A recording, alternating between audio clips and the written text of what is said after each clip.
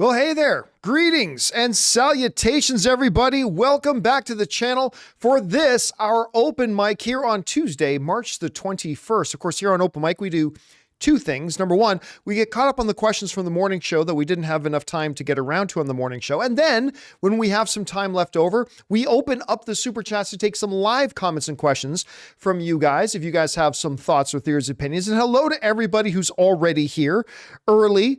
The early birds, the Laser, Mark Gaming, Thomas, Eddie, Affair, all you guys who are here already. Welcome to the channel. We're glad that you're here today.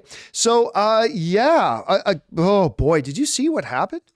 One of the stories that we talked about this morning, for those of you who weren't there, we talked about this morning, there was a report in the Wrap that Dwayne Johnson may have been the one to torpedo and sabotage the studio's plans to have Shazam cameo in Black Adam, and then to have a couple of members of the Justice Society who were in Black Adam to then cameo and appear in the Shazam movie. And just 3 days before they were supposed to shoot, the Wrap reported that Dwayne Johnson sunk it and said, no, you can't do that.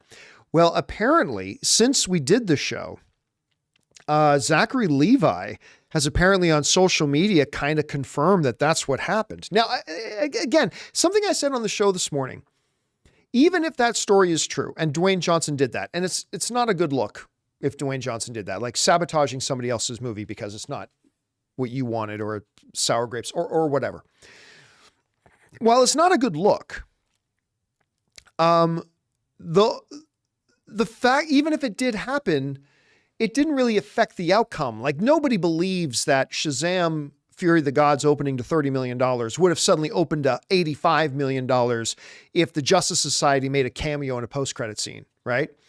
Nobody believes that Black Adam would have made, instead of making $300 and something million, would have made $900 and something million if Shazam made a quick cameo in a post-credit scene or something, right? Like, nobody believes that would have happened. So I still don't believe it makes it his fault, but Zachary Levi seemed to have confirmed that. We'll talk more about that on the John Campea Show tomorrow. So anyway, yes, that's what we're going to do here today. We're going to get through the remaining questions that we didn't have time to get through on the John Campea Show. And then we will open up the super chats to take any live comments or questions that you guys have about any or all the topics that we're discussing here today or discussed earlier on the show. You have to forgive me. My voice is a little raw. I think maybe just talking too much. I'd like to say it was that, but maybe it was the cold air that I was in this weekend. I'm not really sure. So forgive me if my voice gets a little hoarse as we're going through. All right, let's get over to your live questions now, or not live questions, but the questions you guys have sent in. Jesse has a turtle writes, possibility of Sylvester Stallone not coming back to the Creed franchise. What would be the best route for the character? Yeah, you know what's funny? It is kind of funny. Look, I saw an interview with Sylvester Stallone, I want to say yesterday, where Stallone was basically talking about why he didn't come back and that he's open to coming back for future Creed movies, right? And that is a far cry from what he had been saying for, because he and his brother, Frank Stallone, have been like trashing Creed 3 and trashing, Frank Stallone particularly, trashing Michael B. Jordan and all this kind of stuff. And now he's saying he'd be open to coming back. He might have burned that bridge. So the possibility of Sylvester Stallone coming back, I think, is small. Even if there ever was a possibility, like once he said he was coming back, I think he may have burned the bridge. I don't know. Now, if he did come back, the best path forward for him is to say, during the events of Creed 3, he was up in, where did his son end up living at the end of Creed 2? Was it in Vancouver? Because remember, Creed 2 ends with him going to see his son, Milo Ventimiglia. And I think that was up in Vancouver. So I think they can just say that's where he was and he's living his new life. And if he wanted to come back, then he could come back. All right. Next up, Narf writes, who has the better chance of getting back to a championship game, Cowboys or Maple Leafs? I actually say this year, the Maple Leafs. The Cowboys, I just never believe in. I never believe in the Cowboys. I probably won't as long as Jerry Jones. Now, Jerry Jones has won Super Bowls. Make no mistake.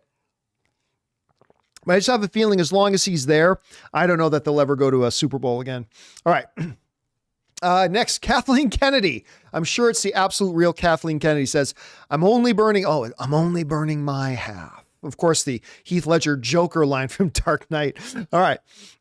Next up, we've got Dildar, the Glorious, who writes, hopefully one day we'll get a Mass Effect adaptation. It's a perfect game for it. It's top tier storytelling for a game. Also, Tali is best girl, LOL. You know, we are in a really interesting time right now because I don't know that I have ever been as hopeful for the possible future of video game adaptations as I am today. Now, there was a period of time a few years ago, and we talked about this on the show earlier today. There was a period of time a few years ago when right in the same vicinity, we had Assassin's Creed coming out with Michael Fassbender, and we had a World of Warcraft movie. It was, I think, being directed by Duncan Jones, who is a terrific director. And so I really believe during that time that we were on the precipice of a golden age for video game adaptations. I really believe that for a while. And of course, then Assassin's Creed was, in my opinion, really, really terrible. And I liked World of Warcraft, but it was not well received by a lot of people. And that whole thing was the whole thing about that golden age being ushered in of comic book movies. Well, that kind of evaporated. And then we've had more years of terrible adaptations. But I'm telling you what, though, now with The Last of Us and Super Mario Brothers looks fantastic. And I think God of War is going to be great. I mean, we don't know. It's a long ways away. But I mean, now is the time. I mean, I think now is the time that a lot of studios are going to look at potential adaptations to put into production. And maybe now is the day. The time is now, is what they could say. All right. Next up. An anonymous viewer writes, hey guys, remember when you do send in a tip link, this has always been the case, but when you do send in a tip using the tip link, don't forget to put in your name, because if you're going to support our channel, I want to make sure you get a shout out. So just try to remember to put your name in there. Anyway, anonymous viewer writes, because if you don't put in your name, it automatically inserts anonymous, unfortunately. Okay. If Jeremy Renner decides to leave acting due to his injuries, as well as saying that acting is no longer a priority, what will happen to the mayor of Kingstown? And what will happen to his character Hawkeye? Do they recast? You know what? I really think, okay, so I think there are two different answers on that. I think on the one hand, with Mayor of Kingstown, I think the show ends. I don't know that you recast him in Mayor of Kingstown, because that show, while I believe all actors like cogs in a well-oiled machine can be replaced, the Mayor of Kingstown was really built around him. You know what I mean? So it's particularly challenging to just recast him in that. So especially as a show, I think they might just end the show. Not to mention Taylor Sheridan has a lot going on. So, pardon me. I think if, and it's a big if Jeremy Renner decides to hang him up and call it a day and say it's been a good career, I think they end Mayor of Kingstown. And I do not think they recast Hawkeye. I mean, look, there's an argument to be made that they may not have any plans for Hawkeye moving forward anyway, at least not the Jeremy Renner Hawkeye. Like maybe the, what's the actress's name who was just in the Hawkeye series with them? The singer. My wife loves her. She was in Bumblebee, and I'm freezing on her name. I cannot. Anyway, you know the girl I'm talking about. I don't even know that even if the accident had not happened, CJ Rebirth put in Haley Steinfeld. Thank you. Haley Steinfeld. I think there's an argument to be made that even if Jeremy Renner's accident didn't happen, they may not have had plans for him in the MCU moving forward anyway. Right?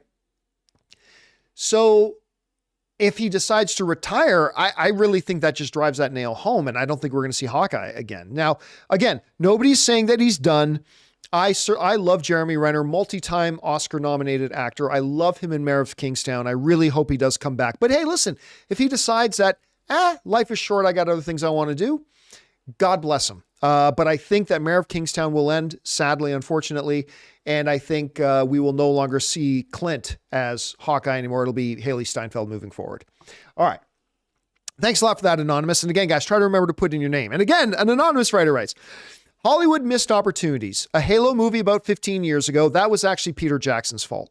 Ghostface Killer from Wu-Tang in a Scream movie, and an action movie that faced The Rock and Stone Cold against each other again. I actually don't know. I agree with, well, one of them. The Halo movie was a missed opportunity.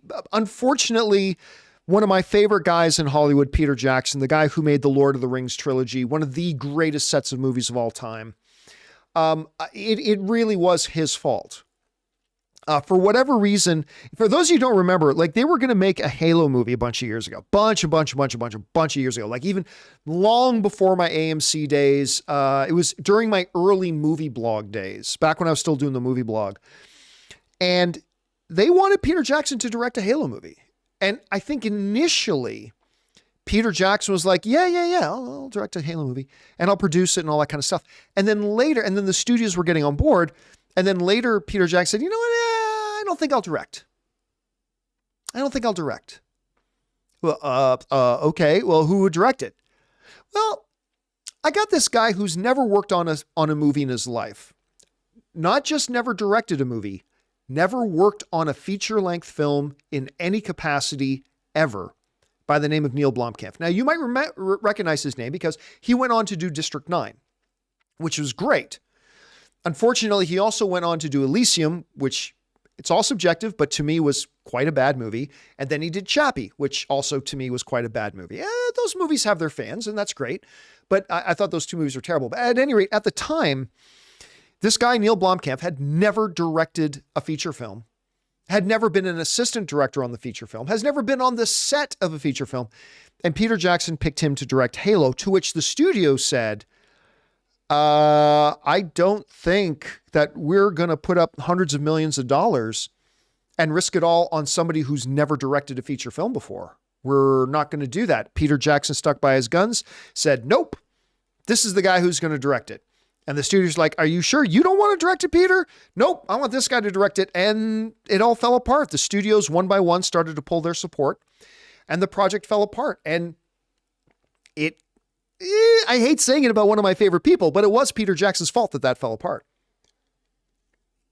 At any rate, that was a big missed opportunity. I don't think The Rock and Stone Cold would have been a particularly great one, especially back in the day. But yeah, it would have been great to have a Halo movie. Would have been great to have a Halo movie back in those days, man. All right, let's keep going here. Next up, we got Ulatan writes, hey, John, since once upon a time, you were a b-boy, I was a professional breakdancer. Do you have any classic hip hop movies that you loved? Wild Style, Beat Street, Breakin'? Oh, I loved all of them. Are you kidding me? Back in the day, Beat Street, king of the beat. We'll be rocking that beat up and down the street. Beat Street is lesson 2 because you can't let the street beat you. I mean, they have Beat Street, man. I loved Beat Street. I was totally down with Breakin'. Of course, it's legendary sequel, Breakin' 2 Electric Boogaloo. Yeah, those are the days, man, that me and my friends in the block, we were all breakdancers. We wore our Adidas windbreaker outfits. We'd break out the cardboard boxes. We'd bring out, the big boom boxes, put in some, who were some people who play?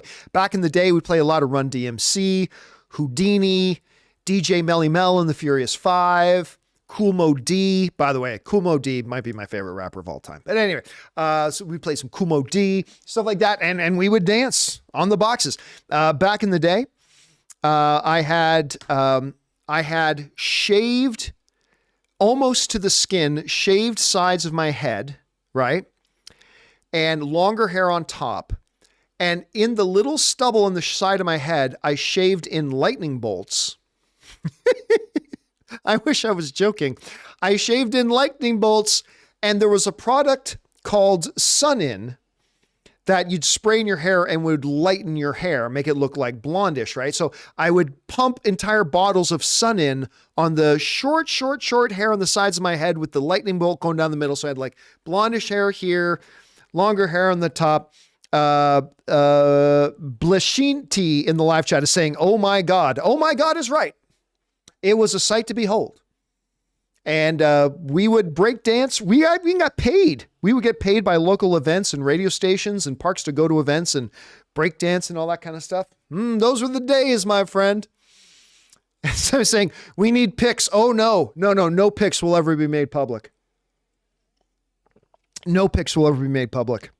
There is, to the best of my knowledge, one VHS tape.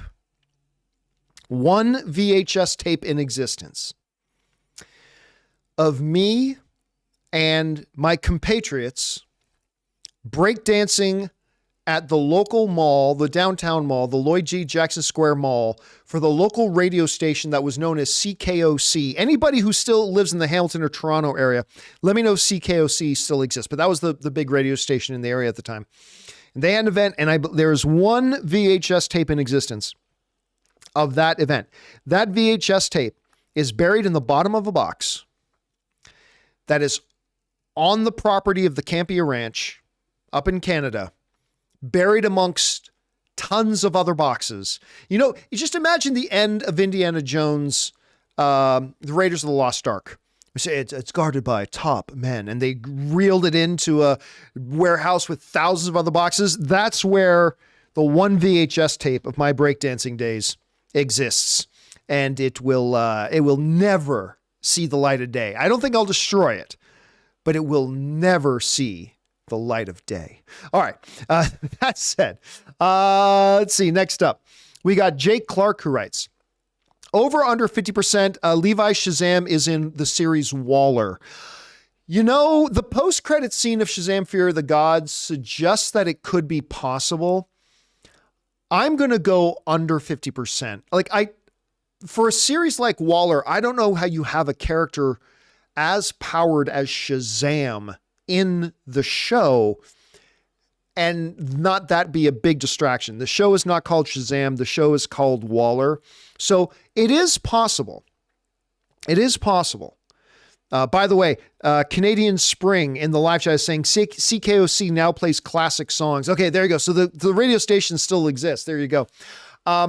So I'm not going to say 0% chance that he's in it because, again, the post-credit scene opens up the possibility. So I'm not going to say 0, but I will say under 50% will be my guess. Under 50% is my guess. All right. Next up, we got Carlos Sosa, who writes, got my ticket for John Wick on Thursday at the AMC Americana and IMAX. Nice. The seats there are very comfy. They are. I've been to the AMC Americana. If we're talking about the one in near Beverly Hills, it's quite a good, it's a good theater. I like it a lot. The seats there are very comfy. I'm stoked. Dude, I am so excited. Listen, March for me has been, I as a movie fan, you guys see the show host. And I try to let you see as much of the real me as possible, which is just the gibbering movie fan, right? But the gibbering movie fan, I have been waiting 3 years for a month like March. Like, we all think of the pandemic being way in our rearview mirror, but the reality is we have still been living in the after effects of the pandemic with the movie industry, right? So like big releases and all that kind of stuff have been few and far between. It's like, yeah, we had Top Gun Maverick and we had Avatar, but those were coming miles apart from each other with very little in the middle, all that kind of stuff. Like, we haven't been back to like full, true Hollywood release schedules. And March has kind of been that return. And for me, it has been a great return. Creed 3, I thought was great. Scream 6, I liked very much. 65, I enjoyed. The Adam Driver film 65. I enjoyed that movie. Shazam, I had a really good time with Shazam. Dungeons and Dragons, which comes out at the end of March, but we had a chance to be at that event to watch it. Loved Dungeons and Dragons. And now, get to go see John Wick on Thursday night. Dude, it's just been so long as gibbering film fans that we've had to wait to have like a schedule like this, like a lineup like this. This has been heaven. It's been absolutely heaven. So Yeah, for me, it's been great. I cannot wait for both you, Carlos, and me to go and see John Wick on Friday. Again, the reviews, last I checked the full reviews, it's at a 93%, which is the highest critically rated that the John Wick franchise has been at so far. The initial reactions were fantastic. The trailers have been great. I cannot wait for John Wick, man. I cannot wait. I can't wait to do that at a theater review too. All right. Next up, Kevin G writes, just a reminder that during the 2020 Investor Days call, what a day that was. That was fantastic. Investors Day call, Lucasfilm also announced the development of Children of Blood and Bone. I forgot about that movie before allowing the rights to lapse and be purchased by Paramount. I was a big Kathy Kennedy supporter, but she has failed. I'll be honest with you. I agree. I'm a big Kathy Kennedy fan, but the experiment of her being the president of Lucasfilm has not worked. I've been very clear about that. But I was always, to be honest with you, I always thought the Children of Blood and Bone was a little off brand for Lucasfilm. I never thought that was the right property for them. So instead of just doing it for the sake of doing it, letting the rights lapse might have been the best thing for it. I mean, if we're remembering that correctly, and that is the kind of the way it went down, it might actually be for the best that that's the way it went down. So, I mean, I'm okay with it, but yes, again, it is both true. People think you have to be one or other. You either have to be 100% anti Kathy Kennedy or you have to be 100% for her. And the reality is I am neither. I really appreciate a lot about Kathy Kennedy and the successes and the big wins and the iconic career she has had. But I can be both that, an admirer and respecter her for her career, and also be a realist that the experiment of her being the president of Lucasfilm has not worked. I think that's a generous way to say it. It has not worked. But you know, it is what it is. All right. Next up. And this is the last one we've got from Ethan Holgate, who writes, "Hey, John, I'm honestly glad David S. Sandberg is done with superhero movies. Not saying he can't do better in other stuff, but to me, what he did with both Shazam movies really didn't work for me. They were too boring and generic, in my opinion, but I'm glad you like them." I'll tell you what, Ethan, I mean, obviously I disagree. I respect your opinion. That's the beautiful thing about being movie fans, is we can all have different opinions about the movies. You didn't like something that I particularly loved, and I probably don't like something you particularly loved, and we can get together and talk about it and have fun. That's the great thing about the art. I do disagree, though. I think what he did with Shazam was very not generic. Like, what he did with Shazam was so very different from especially all the other DC films that were coming out. They did something charming and fun and light and endearing, and I loved the first one. Totally loved the first one. And I really appreciated the second one. I had a lot of fun with the second one. I didn't think the second was quite as good as the first, but I still had a lot of fun with it. What's also really interesting about it is, remember, he was coming out of horror, because he did that awesome film Lights Out. I love that little horror film. It was one of the, first of all, Lights Out was better to me, maybe the best short film on YouTube in history. Like, honestly, Lights Out as just a pure little short film is one of the best I've ever seen on YouTube. And when they turned that little short film into a full-length feature film, and they let him direct that as well, I was like, can you really stretch out that short little 3-minute YouTube movie? It was about 3 minutes long. Can you really stretch that out into a full-length feature film? And they found a way to do it, and it was absolutely wonderful. Just damn, I really did like it a lot. I think he's a great director, and it saddens me that he's going to have to go out on a note like this, because I personally thought Shazam 2 was quite good, but I respect the fact that it didn't work for you, because again, that's the great thing about movies, man. All right, guys. We are now all caught up. By the way, if you did send in a tip link in the last hour or so, it probably didn't make it onto our list, but don't worry, it is on the list, and it'll probably be one of the first questions we address on the John Campea Show tomorrow.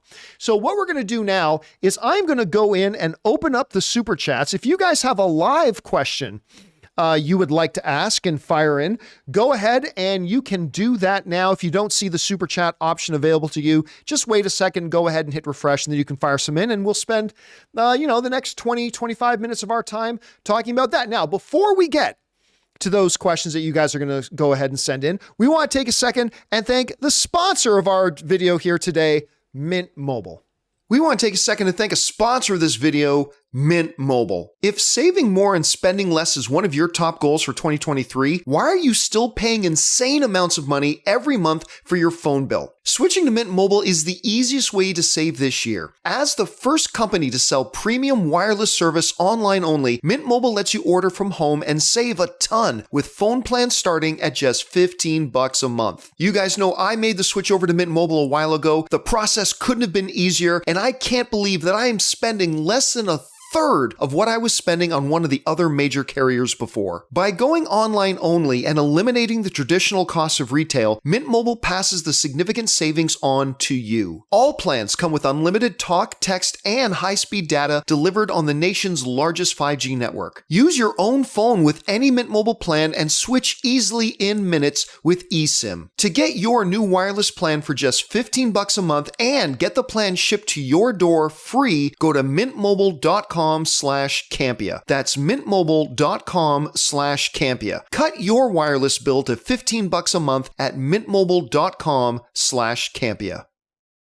Guys, we want to take a second to thank the sponsor of today's video, Fume. Be smart. Don't start. Kick the habit. Put it out before it puts you out. All phrases we've heard 100 times, yet we still continue to have bad habits. And I know all of you guys completely relate with me when I say kicking bad habits feel like it's impossible. Well, thankfully, our sponsor Fume is on a mission to accelerate humanity's breakup from the bad habits that consume far too many of us. Fume is a natural diffusive device that uses plants and behavioral science to help you trade out your negative habit for a positive one. And understand, Fume is not a vape. It's a non-electronic device designed to transform your negative habits. Instead of pods filled with potentially harmful chemicals like a vape, Fume uses cores infused with plants like peppermint and cinnamon for delicious natural flavors. And Fume's new version 2 model is snappy and tactile. The easiest way to stop a bad habit is to switch to a positive one, and Fume is designed perfectly to do just that. It's Fume's goal to make switching easy and even enjoyable.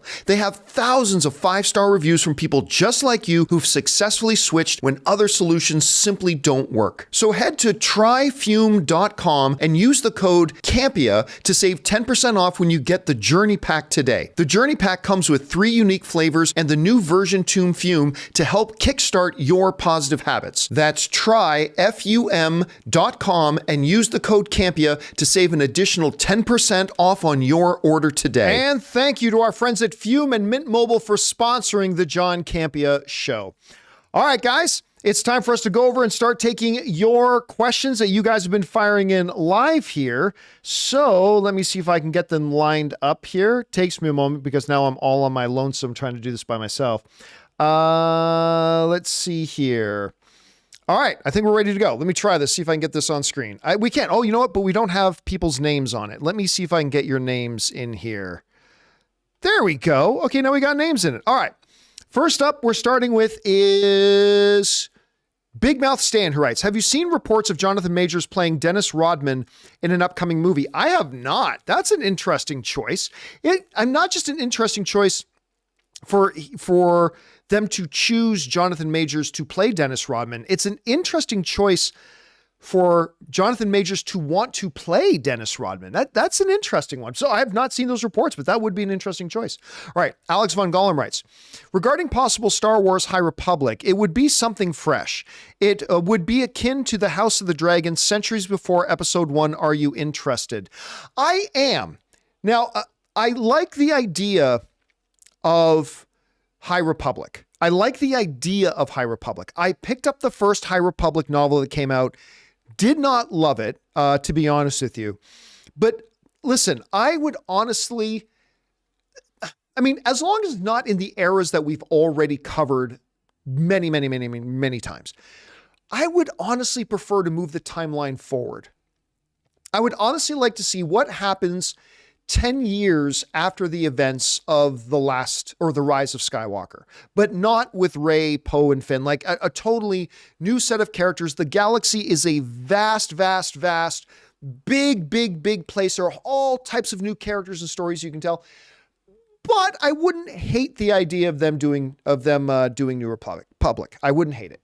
Okay. Next up, Eddie Vedder's stunt double writes, back in the day, Lucasfilm helped make other things beyond Star Wars, Indy and Willow. Since Disney acquired the studio, do you think they'll ever again branch beyond those three franchises?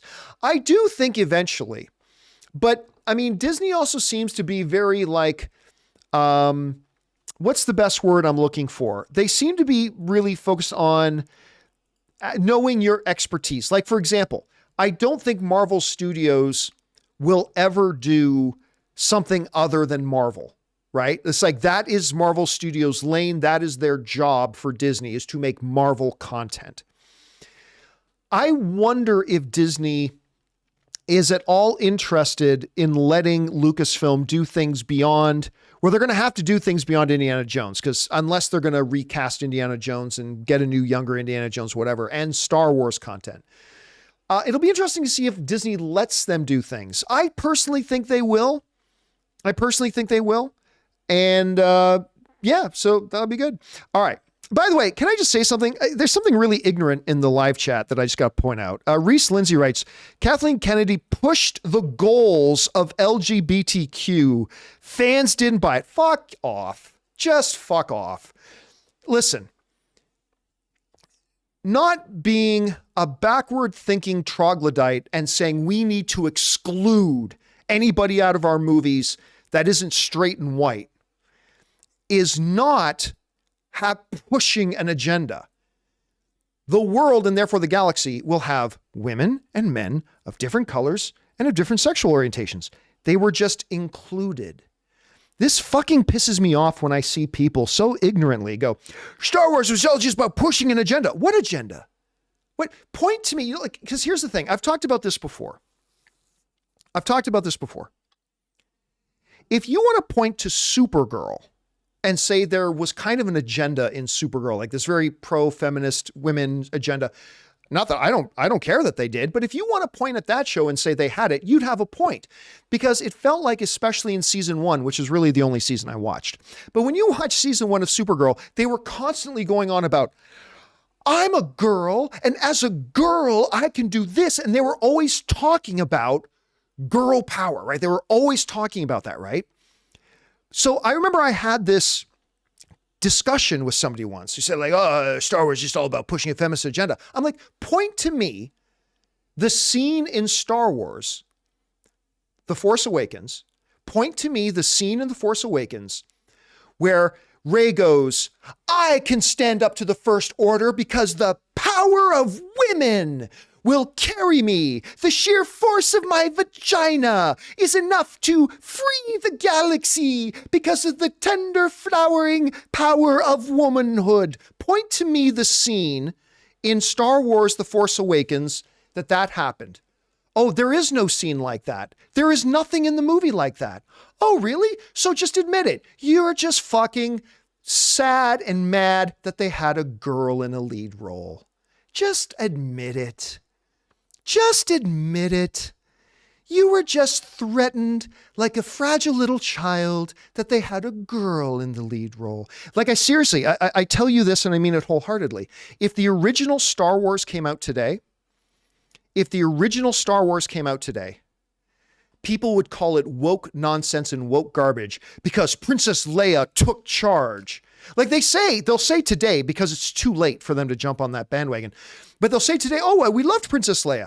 Yeah, but if Star Wars came out today and Princess Leia came out of that thing, get this walking carpet out of my way, and she takes charge and stuff like that, they would call the original Star Wars the biggest piece of woke bullshit and all that kind of stuff. Blah, blah, blah. And there is nothing in The Force Awakens that had any of that. It just so happened that a girl was the lead character. That's it.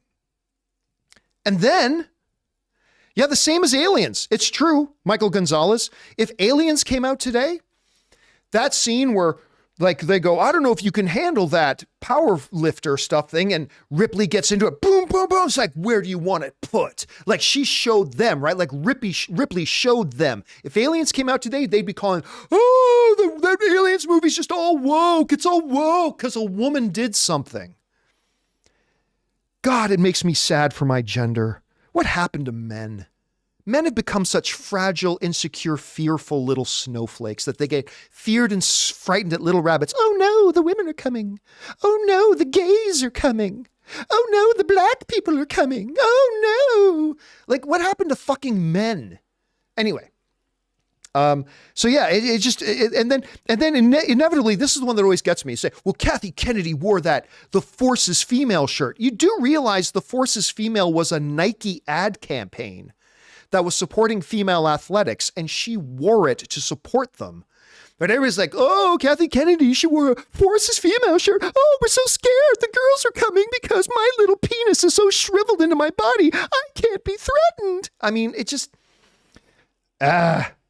and you guys know I've got my issues with Martin Star Wars, and I got my issues with Kathleen Kennedy. Y'all know that. But this whole frightened little rabbit, faux, insecure, pathetic excuse that they call men these days, that are insecure and frightened and fearful, it just, oh God, it irritates me. Maybe that's the Italian in me. I don't know. But it irritates me to no end. Anybody, let's keep going here, shall we? That was, oh no, I think I'm too far ahead. Where are we supposed to be here?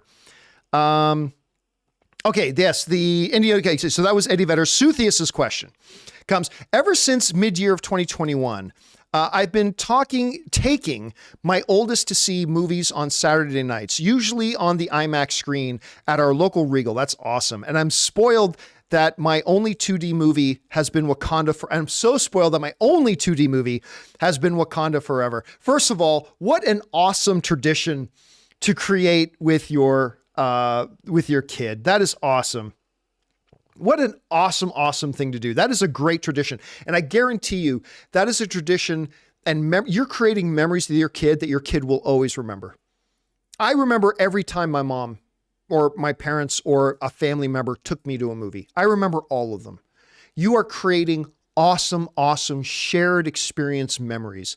And that is awesome. Now, I myself am not a big fan of 3D. Granted. So maybe I would go to more 2D screenings. But hey, if 3D works for you, that's awesome. All right. Let's see here. Next up, that was Suthius. We got Jesse Has a Turtle who writes, hey, John, thanks for getting back and answering my chat about Sylvester Stallone, but that wasn't what I typed. Not sure why it was changed. I don't know. I hand it off to Taylor, and Taylor puts those, gathers all the questions together for me. Sometimes if he thinks some things just ramble a bit, he'll edit it a little bit for things. So I don't know. Taylor's not here. Everybody's off for the rest of the day, so I can check with him. But hopefully we got to the heart of what your question was. All right. Daniel Haygood writes, with all the discourse around Kathleen Kennedy, I'm wondering what educational background and job experience does one need to become a producer? Well, you can become a producer anytime you want. Like, for instance, if I wanted to, I could get on a chat forum somewhere, like a filmmaker's chat forum, and I could say, hey, I've got $150,000. Wouldn't that be great? I have $150,000 that I want to invest in making a movie. If you're a filmmaker and you've got an idea, or if you got a script you'd like to sell the rights, or you are a filmmaker and you've already got a movie ready to go, but you just need the financing to make it, come pitch me. And boom, I would be the producer, probably, maybe technically speaking, the executive producer of that movie. I mean, you can be a producer just like that. Listen, if you want to know more about what it is a producer does and whatever, I would look on the front page of our YouTube channel, and under our editorials, we've got one on called What Does a Producer Do? What is a producer? And we kind of break it down. And if you're interested in learning more about that, I would suggest going and checking out that video. It should be right there on the front page of the YouTube channel. All right. Next up, we have, that was Daniel. All right, next up, we've got Eddie Vedder's stunt double who writes, in the unlikely chance that the movie critic is indeed, that's the upcoming new Quentin Tarantino and allegedly final Quentin Tarantino film. In the unlikely chance that the movie critic is indeed Tarantino's last movie, do you think he could do original TV work? A couple of months ago, we heard that he had developed a TV series. Oh, I think he's more than developed it. I think they're quite well along the way of like pre-production on a TV series. He's talked about that. I expect to see him do some television series. I do. 100% I do. But I also don't think he's done with making movies. Movies is a different animal, and it's something very, very special. And I really think that he believes this next movie will be his last movie, but at some point an idea is going to pop into his head, and it's going to itch and itch and itch in his head till he finally sits down one day and go, okay, well, theoretically, if I were going to do something with this idea, and he'll start typing away. It's like, maybe I do this, maybe this. And before you know it, he'll have a screenplay, and then he'll just have to make it. You know what I mean? He'll make it all. But yes, I completely believe he will be doing television at some point, Eddie. I really, really do. All right. Next up, we got Papayas and Peas. That's a great username. Writes, I saw Paint last night. I don't know that I know which one Paint is. I saw Paint last night at Regal's Mystery Movie. Wow. That might be one of the weirdest movies I've seen, but I kind of loved it. Okay. I don't know off the top of my head. I feel bad. Let's see. Paint. Let me see if I can find this thing. A 2023 movie. Oh, that's the one with Owen Wilson playing, freaking, what's his name? Bob Ross. I totally forgot about that.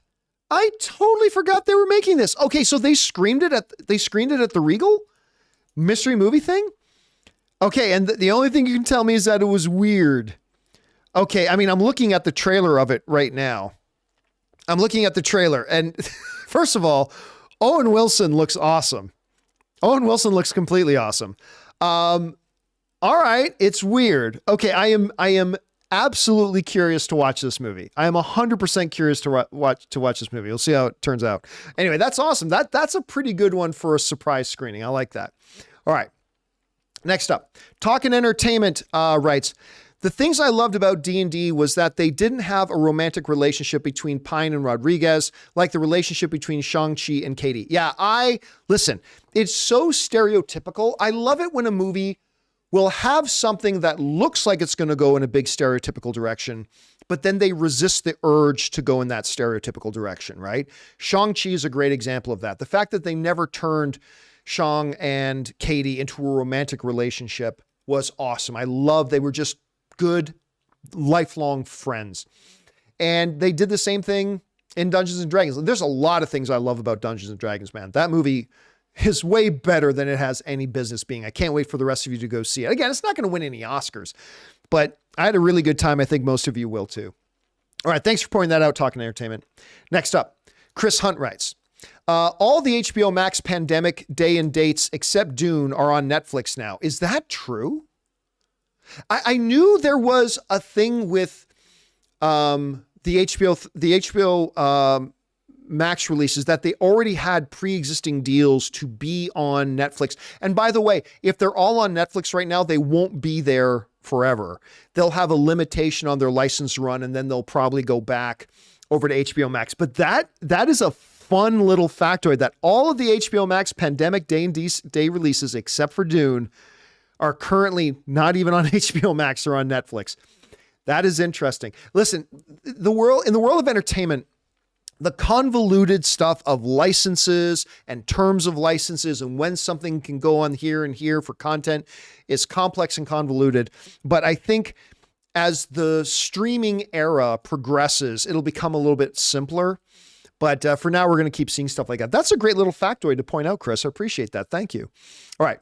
Fangblaze71 writes, been listening to the Stranger Things score / soundtrack lately. It's amazing. It is a good soundtrack, actually. And it's more than just it's more than just that. They've actually got really good music in that show. That's a show that I think people underestimate. Like, I think a lot of people look at Stranger Things and they just think of it in terms of its general concept of the show. It's this weird little thing about the upside down, but it's actually quite a good show. It's well written. They have interesting characters. There's not just one overarching story. There is each individual character have like their own little subplots going. It's a well-made, well thought out, well charted and blueprinted show on many, many levels. And the music is just one of those. So I agree with you, Fangblaze. All right. Next up, Atomic Bruh writes, how much, if at all, do you think Chapek's hierarchy negatively impact the latest Marvel disappointments? I think significantly. Listen, I said this before, but as much as I didn't like Chapek's reign. You can't blame all the ills on Chapek, right? There's a bunch you can, but there's a bunch that preceded him. Let's just say. However, when he created his new power structure, where he took authority away from Kevin Feige and all the various studio heads, and he created this brand new division of a middle layer of management that was, I can't remember what he called the entertainment division. I can't remember what he called it, but he took his right-hand man, a dude who was a banker, and put this right-hand man of his that he had been loyal to him for a long time and made him in charge of that. And then that new middle layer of management department had authority to decide how much got made and where it would go. Because it used to be Kevin Feige had the decision-making power to decide how many Marvel projects does he want to make, and does he want to make it for Disney Plus? Does he want to make it for the movies? Whatever. That used to be Kevin Feige's decision-making. But under Chapek, with the different, with that middle layer of management he created, that department being run by a banker had the authority to decide how much content needed to come out of each studio and where that content was going to go. And that I am not going to, I want to sit here and say, because I'm not a fan. I think, hey, everything I've heard, Bob Chapek is a super, super nice guy. I'm not trying to speak ill of the gentleman, but the experiment of him being the CEO of Disney, I think, was wanting. And I do think there is a definite chunk of what is ailing the MCU today with that era of leadership. And it's going to take a little while, just like it took a little while for us to feel the effects of Bob Chapek's changes. It's going to take a little while to feel the effects of undoing those Bob Chapek changes. You know what I'm saying? So you can't blame it all on Chapek, but that whole restructured everything certainly hurt. It certainly hurt. So anyway, yeah, there's that. All right. Let's keep going here. Next up, CJ Rebirth writes, would you like to see a sequel to the new D&D movie? I would. Listen, I'm a little bit different than a lot of people. Like, to me, I understand this, and there's nothing wrong with this, and you're probably right if you think this way. There is a way of thinking of like, well, the story doesn't naturally continue, so don't do a sequel. I get that, but I don't think that way. I think in terms of characters. Right? Like, let's go back to The Hangover. Look, The Hangover 2 was a disappointment. Yes. But when they announced they were going to do a Hangover 2, I remember a lot of people said, where's there left for the story to go? What, are they going to lose him in Las Vegas again? Which kind of is what they did again anyway. But to me, it was, I love the fact that they were doing a Hangover 2 because I just want to go back to the movie theater and hang out with that wolf pack. I want to hang out with those guys again for another 2 hours. It was kind of the same thing with Supernatural as a TV series, right? Like for me, yeah, there were some seasons where the story was better than others. Yeah, absolutely. But even in their weaker story seasons, I loved watching that show because I just loved hanging out with the Winchesters and Crowley and Castiel and Bobby when he was on it. And, I just loved every week having an hour where I could sit down and just hang out with those characters. I just really enjoyed it. And D&D to me is the same thing. Like, first of all, there are many stories you could do after this D&D movie. But my primary thing would be, I just want to hang out with those characters again because I loved the character. Justice Smith is really good in the movie. I certainly liked him more in this than I did in Detective Pikachu, but I would definitely like to see a sequel to it. They don't have to do one, but I would definitely like it. All right. Jesse Has a Turtle writes, also, I haven't seen the show yet, but did you get my tip I sent in about a 3-part chat where I thank you guys for skipping on the show? I don't remember, Jesse. I really don't. Jesse, like these, just so you know, Jesse, these types of messages, don't waste your money like sending in a message. Just send me an email. Y'all know my email, john@thejohncampeashow.com. john@thejohncampeashow.com. Send me an email like that. And if there's an issue, again, we do run into issues sometimes because we rely on third-party things like Stream Elements and YouTube's chat log. And they're normally pretty reliable, but unfortunately, and they're free services to use, so there's not a lot of quality control. They are pretty reliable, but every once in a while I hear from people who say, thankfully it doesn't happen often, but every once in a while I do hear from people who say, hey, I had sent in something and it didn't get there, and we'll go in and look at the log. Well, here's what'll happen. Sometimes somebody will write to me and say, hey, I asked something and it didn't get asked. And we'll go into the log and we'll see that it's there. And it's like, oh, and then we'll look at the show and say, oh, it was answered. And I'm able to respond to somebody and say, actually, it was answered on last Tuesday's show or whatever, right? But sometimes we go in and we don't see it in the log at all. I mean, it happens sometimes. Thankfully, it doesn't happen a lot, but it's the limitations that we deal with. Again, thankfully, it doesn't happen often, but sometimes it does.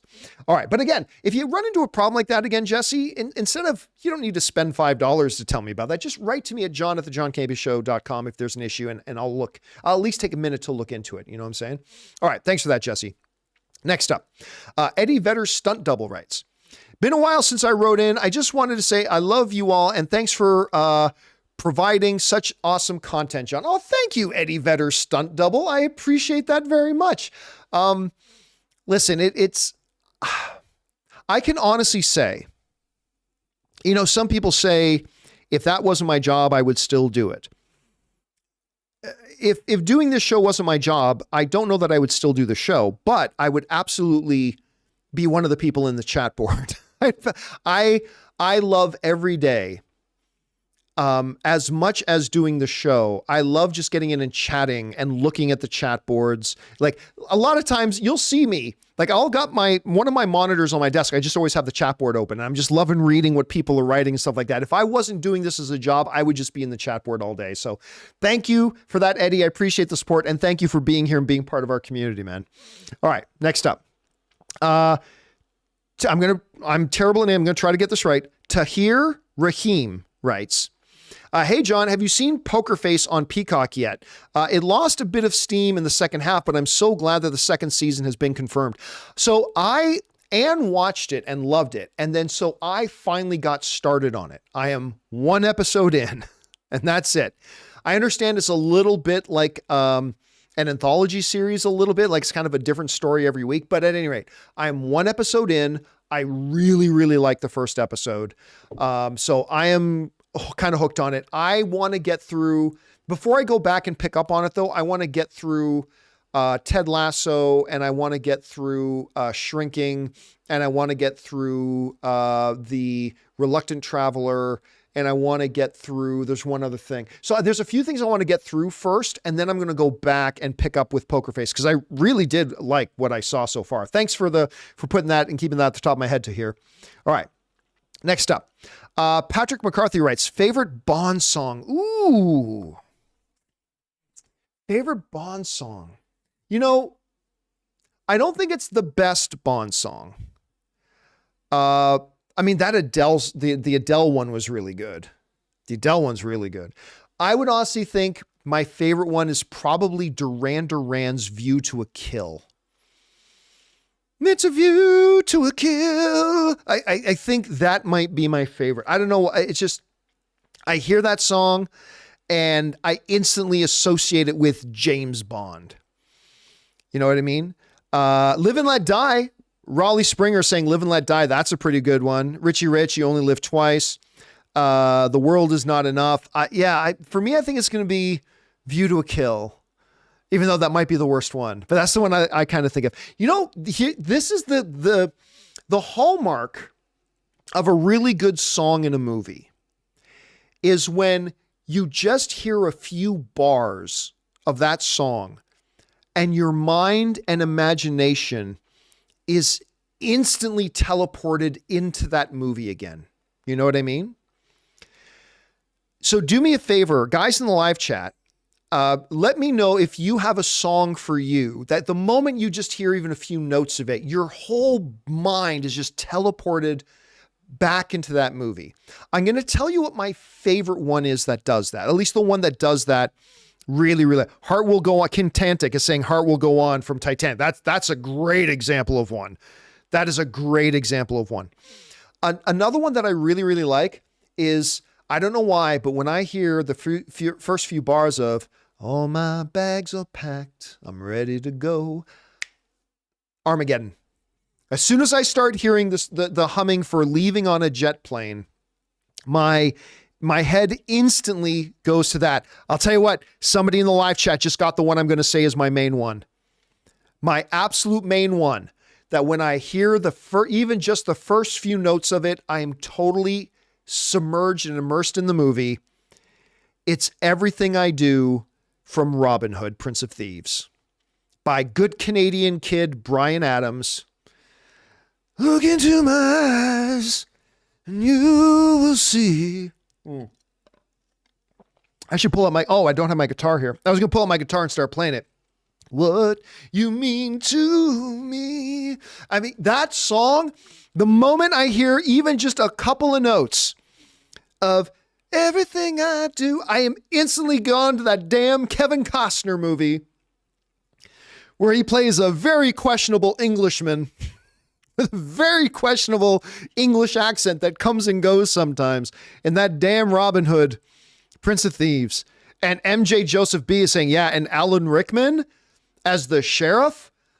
Listen, Alan Rickman's Hans Gruber is considered by a lot of people to maybe be the greatest movie villain of all time. For me, it's Darth Vader, but a lot of people consider that. But I almost like Alan Rickman, Sheriff of Nottingham, even more, almost. Rampage Predacon saying Kiss from a Rose for Batman Forever. Absolutely, 100%. Whenever I hear that song, totally go. Phil Collins music and Tarzan. Make a Man. Yeah, I love that. Anything from that. Come and Get Your Love from Guardians of the Galaxy is absolutely. Circle of Life from Lion King, absolutely. I mean, yeah, to me, that's the hallmark of a great song. Not musical score. Not the score, that's different. But of perfect song placement in a movie that the moment you hear it, you are just teleported into the movie. Another one for me, I don't know if any of you guys mentioned it in the live chat, I didn't see it go by, but is Into the West by Annie Lennox for the Lord of the Rings movies. Come on. What can it be? Bum, bum, bum, bum, on the horizon. Do, do, do, do. I mean, come on. Don't tell me you don't hear that music and instantly you're like teleported back into Lord of the Rings. It's so good. King Tantic is also saying Go the Distance from Hercules. Absolutely. That's a big one. Anyway. Okay. Sorry. We could talk about the songs that you instantly identify with the movie. We could talk about this one all freaking day. Okay. Let's see here. Malik R. X gonna give it to you from Deadpool. That's a pretty good one too. All right. We've only got a couple left here. Next up, we've got Fangblaze71 who writes, don't know if I've ever been as excited for a movie as I am for Guardians 3. I've only cried once during a movie, but this one might be the second. I'll tell you what, I don't think, listen, it's just me. I don't personally think the trailer for Guardians 3 was as good as most people think it is. Like, I think it's a good trailer. Don't get me wrong. I think it's a good trailer.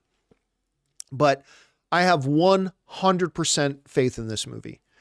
After watching the Guardians of the Galaxy holiday special, which I thought was a stupid idea, I admit it. I thought it was a stupid idea. But then I watched it, and without exaggeration, it is now my all-time favorite holiday special. More than Frosty, more than Rudolph. I know that's sacrilegious to say, but it's true. That is now my favorite holiday special movie. I will go back and watch that damn holiday special every year now for the rest of my life. I'm definitely going to do it. And that got me seriously hyped for Guardians 3. And never doubt James Gunn. I'm super stoked for it. Cannot wait for Guardians 3. Hopefully it's going to be the movie that kind of brings that magic of the MCU back. Fingers crossed. All right.